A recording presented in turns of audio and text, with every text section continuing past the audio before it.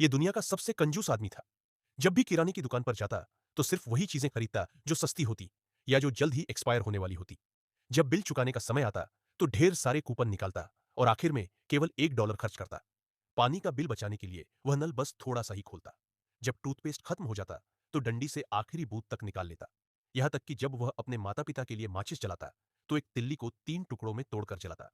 नाश्ते में भी वह सिर्फ एक अंडा ही खाता। वह दिन में केवल $2 ही खर्च करता। कड़ी मेहनत और 30 साल तक बचत करने के बाद उसने $1 मिलियन बचा लिए।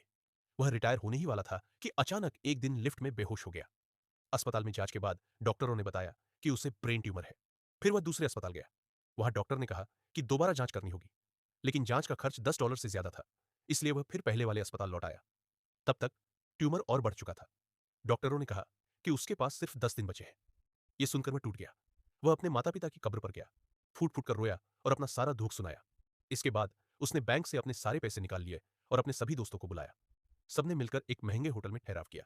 उसने वो सब कुछ खाया जो कभी नहीं खाया था। उसने एक शानदार स्पोर्ट्स कार किराए पर ली, जिसका किराया $800 रोज था। खेलने के लिए इतने सारे सिक्के खरीदे कि पूरी ट्रॉली भर गई। सैकड़ों शराब की बोतलें खरीदी और जब वह खुद नहीं पी पाया, तो वेटरों को भी पिलाई। सबने दिल खोलकर मजे किए। वह आदमी कब्रिस्तान गया और अपने लिए सबसे बड़ी जगह चुनी। उसने नकली $1 लाख के नोट खरीदे, जिन्हें मरने के बाद जलाना था। उसने मृत शरीर का मेकअप भी पहले से करवा लिया, ताकि सब कुछ तैयार रहे। आखिरी दिन वह घर लौटा। वहां उसने एक एक्सपायर हो चुकी सॉसेज खाई। थोड़ी देर में ही वह बेहोश हो गया।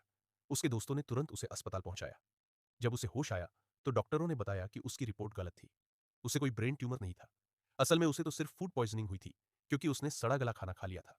यह सुनकर वह फूट फूट कर रोने लगा, क्योंकि उसने अपनी सारी जिंदगी की कमाई सिर्फ कुछ